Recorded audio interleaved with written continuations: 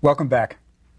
Remember last time we were talking about the Nubians, and for the first time we have Egypt ruled by sort of its neighbor in the Sudan. Well, Egypt continues to go downhill. It's a sad story, but don't be depressed. There are some great pharaohs coming ahead. Egypt is invaded by Libyans. They're repelled by the Nubians.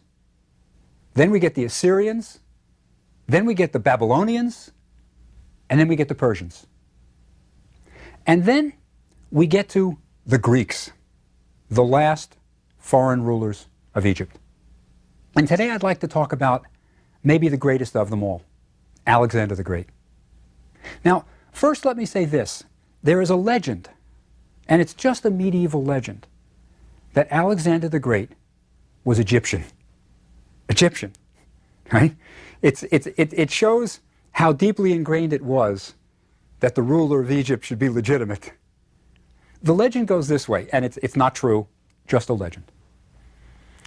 The last native ruler of Egypt, right, the last native ruler, was Nectanebo II. He had to flee Egypt. Had to flee Egypt because of the Persians. He flees, and according to the legend, he goes to Macedonia, where he is harbored in the court. And he seduces Alexander's mother, and Alexander's father is really the Egyptian king. Right? It's not true, but it's a neat legend. So let's start with reality. We know Alexander's real father, Philip II of Macedon. Now, remember at this point in history, there is no Greece. There is no country called Hellas. It's not a country yet. What we have are city-states. We've got a place like Athens, which is an independent political entity with its own constitution. We've got Sparta, right? We've got Macedonia, right? So these are independent. And Alexander's father, Philip of Macedon, is trying to unite these city-states in a military effort. They are fighting the Persians. And he needs all the support he can get. But Philip is assassinated. Right? Alexander's father is killed. And at the age of 20, Alexander takes over the Macedonian army. Now, Alexander's career is going to have 3 stages. It's Alexander as a military man, Alexander as a pharaoh, ruler of Egypt, and Alexander as a legend. At the age of 20, he fights the Persians and defeats Darius III at Issus and has conquered. It's all over. The Persians are history. What does Alexander do as his first sort of victory dance, as his happy dance? He goes to Egypt. Interesting move. Doesn't go for military conquests. He goes to Egypt. Now, why does Alexander go to Egypt? First, you have to understand that Alexander has this heritage, this Greek heritage, so there's no formal Greek, of revering the Egyptians. The Greeks, if you'll remember, loved to trace their heritage to Egypt. The Greeks are newcomers on the scene, right? The oldest literature we have of Greek literature is is Homer, Iliad and the Odyssey. Maybe 900 BC. Nothing compared with Sneferu's 2700 BC.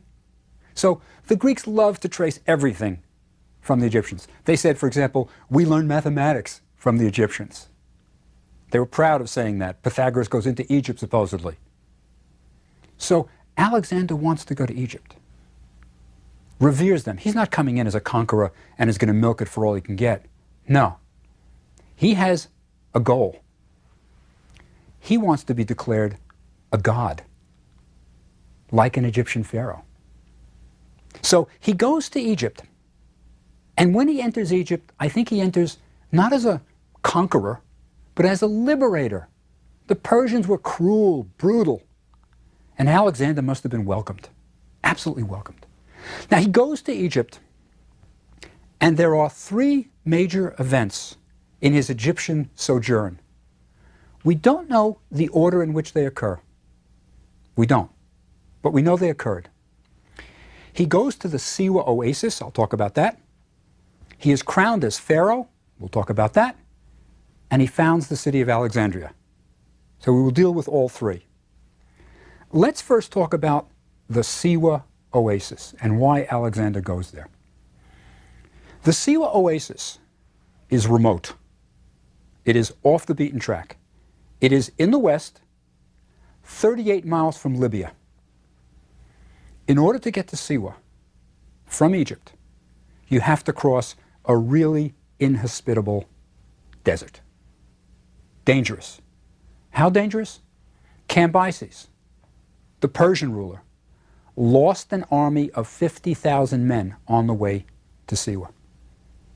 They set out, disappeared, and were never seen again. There are no roads to Siwa. They were going through the desert. Perhaps a sandstorm swallows them, but they are gone. It's interesting, by the way, somebody's going to find them. There are 50,000 soldiers out there somewhere. I have a friend, as a matter of fact, who has a project to look for it.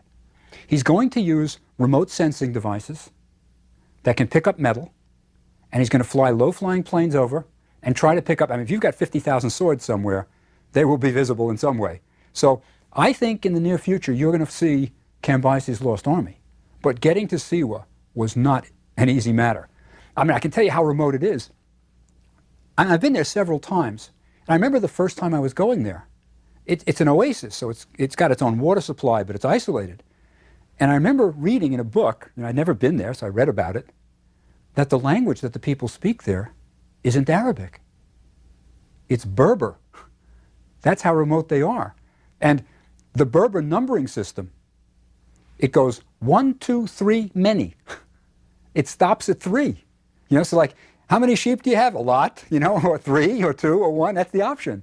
And I remember what they do nowadays is the locals at Siwa, they substitute Arabic numbers for 3, 4, 5, and 6. So for example, they have their Berber number 1, 2, 3, and then when they get to 4, they say Arba, which is Arabic for 4. They say Hamsa, which is Arabic for 5. So they picked up the Arabic numbers, but this place is remote, right? And Alexander is willing to risk it. He knows Cambyses lost 50,000 men, but he's going to go. Now, why? The answer is there is an oracle at Siwa. Now, an oracle is a way of telling the future. There are different kinds of oracles. Egypt had a tradition of oracles. They had oracle statues. Statues of the god that supposedly could talk. Now, we don't have any of these statues that seem to suggest the mechanism, like a puppet with a jaw that goes open and closed. Don't have statues like that. I think many of these oracle statues were statues in the temple, and a priest hid behind it and spoke for it. That's my hunch. But there are other statues, and we have documents that attest to this. At festival times, the statue would be taken out of the temple and put on a shrine which was on poles carried on the shoulders of priests. And during a festival, these statues would be paraded by the priests, and a person, a commoner even, could approach the statue and ask it a question. And we have, I think it's the first signed document in history, of a priest who wanted to be relieved of his duties in a temple. He wanted to move to another town. And he had to get permission of the god. So when the statue was brought out, he approached and he asks, "May I be relieved of my duty?" And the document says the statue dipped down in assent. I think the idea obviously is controlled by the priests, but this was another way that statues could be oracles, could give answers. And as a matter of fact, this was legally binding in court. That is, you had a choice. If you had a legal decision to be made, you could go to a court of elders where there were judges, elders of the village, and they would make a decision. Or you could go to the temple and ask the oracle statue for a verdict. And it was legally binding. We have actual cases, documents, where statues were asked to settle legal disputes. So-and-so supposedly stole my shirt. And you go before the statue, and the statue would decide it. So this is a tradition of oracles in Egypt making decisions, things like that. Now the oracle at Siwa is the other kind of oracle. It is a person. It was a man, a priest. Now, this kind of oracle is something that the Greeks were familiar with. If you know your Plato, where he talks about Socrates, and Socrates is on trial for his life, and Socrates mentions, you know, I'm being persecuted because everybody thinks I'm so smart. I'm really not so smart. And he says, I know Chaerephon went to the oracle at Delphi and asked it, who's the wisest in the world? And they said Socrates. Right? So the Greeks went to oracles. And the oracle at Delphi was one that they were familiar with. Just recently, by the way, it's been discovered that the oracle at Delphi, who was a woman, was intoxicated when she made her pronouncements. Delphi was situated on a fault in the rock, and from that rock came sulfuric fumes. And when she went down, she was intoxicated, and then would make her have her visions and say this. So it's kind of interesting that these oracles were in an altered state. Perhaps we call it an altered state. Now, Alexander knows about oracles like Delphi, and he has heard that there is an oracle at Siwa, and he wants to see the oracle. So he undertakes the journey. And according to the tradition, Alexander gets lost with his men. Not unlike Cambyses. He's not taking a whole army. But he gets lost. And he is saved by crows. Black crows. He sees them overhead, and he follows them, and they take him to the oasis. Now, this isn't quite so shocking, surprising, unbelievable. Because you have, of course, mariners have always known when you see birds, you're near land. Crows are not going to hang out in the desert where there's no food or water. So perhaps he did follow the crows. But he arrives at Siwa. Now, Siwa is striking when you come out of the desert. I mean, I've been there a few times, and it's really wonderful. You're going through desert, driving, and there it is, lush and green. Thousands of date palms. It's just spectacular. There's bubbling streams. You know, after the desert, it must have seemed fabulous to Alexander. But he didn't come to eat the dates. He wanted to see the oracle. Now, the oracle resided in a temple on top of a hill. It's very impressive because the rock outcropping on which the temple sits comes out of the date palms. So you can see it from far. It's way above the height of the palms. Now, he approaches the temple, Alexander. We don't know where he met the oracle. We don't know exactly where he sees the oracle, even as he sees him. See, an Egyptian temple has a very clever kind of architecture. Egyptian temples are in a straight axis, and they're designed to give you kind of a psychological feeling that you're going into more and more sacred space as you go in. First, you have an open court, open to the sky, and this is where the noble people could come during a festival or something like that. But then you go to an enclosed room, the hypostyle hall. It has a roof. You go up a ramp, and now you have a roof. So you don't have open sky. So it's getting smaller. You're going up, and the roof is coming on. And then you go into the Holy of Holies, in the back of the temple. You go up a ramp again, and the roof gets smaller. So you're going into more and more enclosed space, more and more sacred space. Now, in the Holy of Holies was the statue, and this is probably where the oracle stayed, and only the high priests were permitted inside the Holy of Holies. So I don't know if Alexander ever got to the Holy of Holies. I would bet not. Even Alexander, I think, they would keep him at bay. When Alexander comes, he undoubtedly brings a gift for the oracle. In Greek tradition, you brought a goat to Delphi, something like a goat or a sheep, and depending upon which way the goat bleated, like blah or blah, that would determine whether the oracle would give you an answer. So Alexander approaches the oracle, perhaps with his goat or whatever. He's reverential. He really is respectful of Egyptian tradition. And he asks one question. This is why Alexander has come across the desert, risked his life to ask the oracle one question. Who is my father? Now, he knows his father is Philip of Macedon. But Alexander wants to be crowned as pharaoh. And every pharaoh is the son of the sun. The Egyptian words are sareh. And before he can be crowned as Pharaoh, the oracle has to say, your father is the sun. The oracle is politically correct. He knows where his bread is buttered. And he says, your father is the sun. So it is a successful voyage, journey. Alexander is declared son of the sun and then returns to Egypt, mainstream Egypt. The other event of the three that we know occurs is that he is crowned Pharaoh. I think it happens after the oracle proclaims him son of the sun. That makes sense. And Alexander is now a god, right? He's starting his legend phase, I think. Interesting, by the way, he writes his name in a cartouche, like all Egyptian pharaohs, but he's got a bit of a grammatical problem. There is no X in the Egyptian alphabet.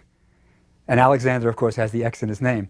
So he cleverly takes the Egyptian K and S, puts them together for an X, right? The K and S sounds like an X, and he has his name in a cartouche. He even builds a small temple in Thebes, in the south. He wants to be an Egyptian. This is not a Greek trying to plunder. He wants to be the Egyptian king. So he builds a small temple. Now, his other event in Egypt, he founds the city of Alexandria. Now, Alexander founded 12 cities named Alexandria. Wherever he went, he founded a city.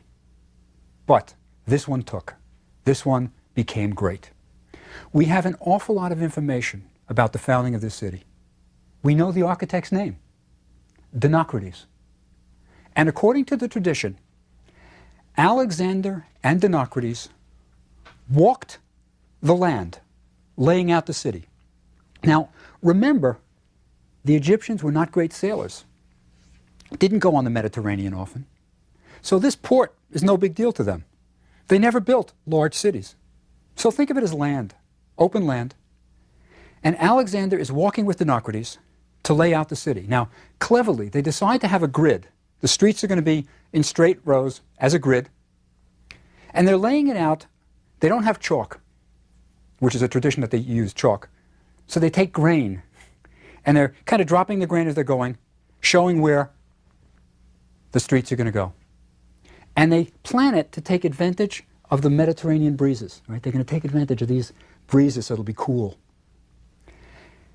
He plans the city. Now, this is a purely Greek thing. Alexander is thinking in terms of a port and going outward. The Egyptians always thought in terms of isolation. They didn't want to go anywhere, right, except to beat up a country, take back everything. Nah, the Egyptians always thought of themselves as isolated. Desert on one side protects me. Desert on another side protects me. Cataracts in the south protect me. Mediterranean isolates me. They liked isolation. The Greeks sail everywhere, fearless, right? So Alexander's thinking, port, we're going to use this place to go outward. So he founds Alexandria. But he doesn't stay long. Founds the city, crowned Pharaoh, and leaves. He has other fish to fry. He is going to do other things. Now, Alexander wants to conquer everything. He is undoubtedly one of the greatest generals that ever lived. Maybe not because of his strategic abilities, but because the men would follow him anywhere. They really viewed him as a god. So Alexander sets out with his Macedonian army of 50,000. Now, what is it like to travel with Alexander, right? With the army of 50,000? First of all, it's slow moving. It's not just the soldiers. There are hangers-on. There are women. There are people who sell provisions to the army. So it is a slow-moving mess. Now, if you left on the expedition with Alexander, you better kiss the wife and kids goodbye, because you may not be coming back for 10 years. Think about what they're going to do. They are going to walk to India. That is some trip. I mean, you may not be coming back, period. So Alexander has this huge army, which is very difficult to supply. For example, water, as you know, 50,000 men, you got 4 wells, you'll die of thirst. you've got to have lots of water. How do you do that? The answer is Alexander actually had water ships going along the coast when they were near a coast, bringing water. Food, what do? You plan way in advance. You plan when harvest time is, and then you go through that time so you can get food for your men. So it's not easy moving this army, and Alexander moves all the way to India. He goes from Babylon, Susa, and India. He is never defeated. Alexander is undefeated. But at India, his men say, no more. They want to go home. Alexander agrees. He wanted to go on. He wanted to keep going. But no.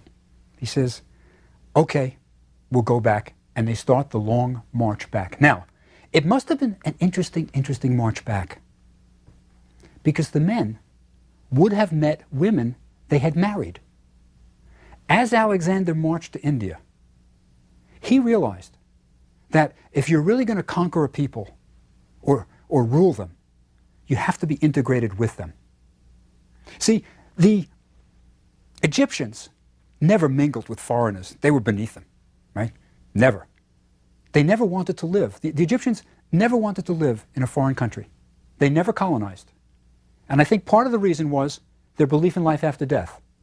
If you died in Syria, far from the embalming workshops, you couldn't be mummified, and you wouldn't have a chance at immortality. So the Egyptians never colonized, never let people there. I mean, even an ambassador to a foreign country didn't like the job, because if he died there, he was losing immortality. Alexander was very different. He realized you got to mingle with the people, and he often encouraged mass marriages wherever the men went. They married the women of the men they killed, right, in battle. So you have these mass marriages, and as the men are going back, they must have met women they had married, maybe even children, and they start the long road back. They get as far as Babylon, where Alexander becomes sick.